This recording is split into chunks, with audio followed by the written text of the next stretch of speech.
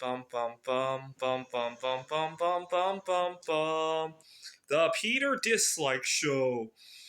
Bum bum bum bum bum bum bum.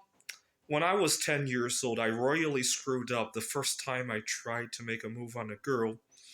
What had happened was that I had a crush on a girl in science class, and I had planned to call her one day after class, just surprise her.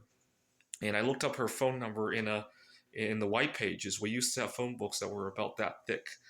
And when I called her, it turned out that her mom answered, and she had some kind of after school program or something like. Wasn't home.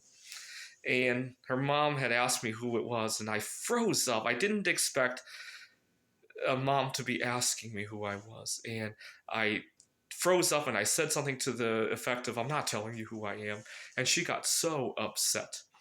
And I think what happened was, so she looked at her caller ID and asked the school if they knew who this person was, and they traced it to me. And our school principal had a really stern discussion with me about this.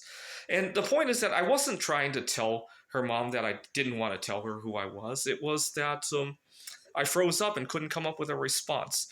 Now, 30 years later, would I make the same mistake? Probably, but there's something very different about today's world. You get time to think about it. So I was just talking to a friend of Evelina Falenta. She was the second place winner of Polish Idol season 1, and I'm infinitely more nervous talking to her than I was just to a classmate in 5th grade. Here's the difference, though. We were messaging over Facebook, and when she asked a tricky question, I could go do something else and digest it, right? Imagine the girl's mom 30 years earlier asked me who I was, and I could sit on that question for 10, 15 minutes. That would have been a very different story, right? But it was over the phone, and I couldn't do that. God help me if it were face to face, right?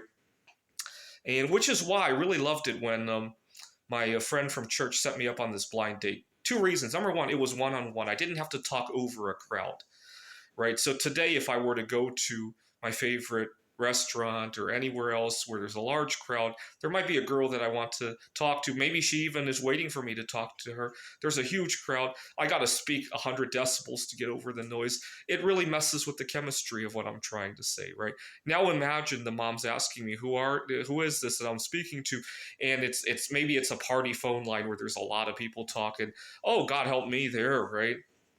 And so last month, people were chiding me as crazy for asking people to set me up on blind dates, but that's the chemistry that I bond with, right? I couldn't do it any other way. I really couldn't. I wish it could happen more. If I had it my way, it would be mandatory for everybody to go on a blind date with somebody else every week, right? We would just randomly take the 8 billion people and put together 4 billion dates every week, right? If I were king of the world, I would mandate that, right?